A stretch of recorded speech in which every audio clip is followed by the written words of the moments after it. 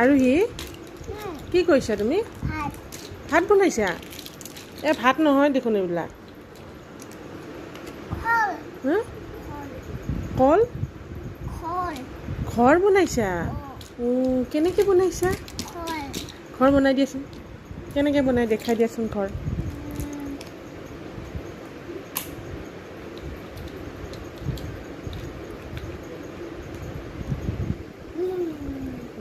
wow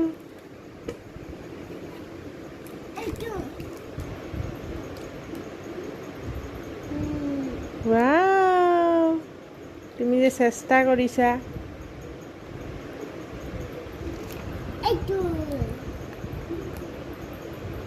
wow